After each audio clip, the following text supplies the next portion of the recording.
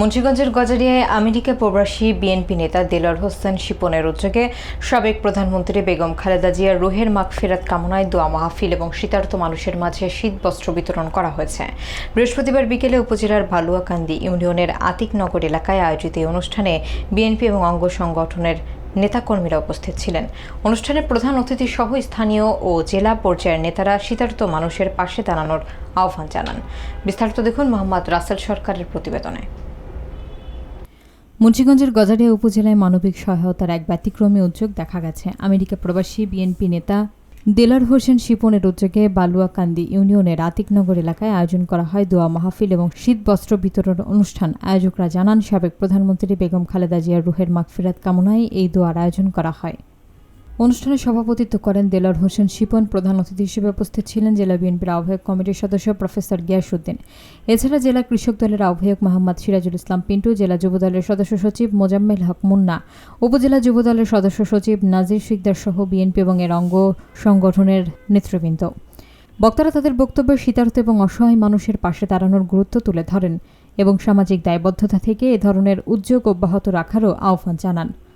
আয়োজকদের পক্ষ থেকে জানানো হয়, দেলোয়ার হোসেন শিপন দীর্ঘদিন ধরে প্রবাসে থেকেও নিজ এলাকার মানুষের সুখে দুঃখে পাশে থাকার চেষ্টা করে আসছেন।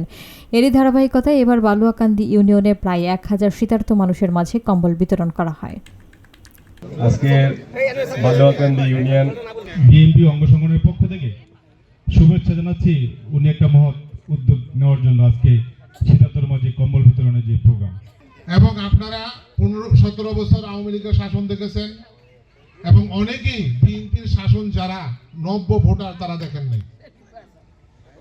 এবং আমার সহকর্মীরা অনেক কথা বলেছে। বেগম খালেদা জিয়ার রুহের মাগফিরাত কামনা মিলাদ মাহফিল অনুষ্ঠানে উপস্থিত অনেকে আছেন, নাম বললে আমি বলতে পারবো না। সবাইকে সালাম, আসসালামু আলাইকুম ওয়া রাহমাতুল্লাহি ওয়া বারাকাতুহু। আপনারা বিএনপি করলে অবশ্যই বিএনপির যেই নমিনেশন দিয়েছে তার পিছনে রাজনীতি করা উচিত। এখন কারো ব্যক্তি আর আমি কিন্তু বিদেশে থাকি, যেটা আমি ফিল করি সেটা আমি বলতেছি। সো আমি যদি বক্তব্য একটু বেশি রাখি আমারে ক্ষমা সুন্দর দেখবেন।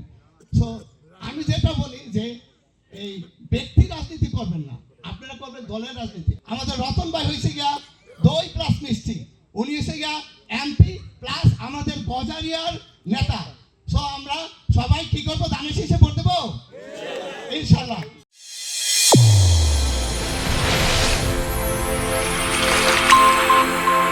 চ্যানেল A1 হৃদয়ের স্পন্দন।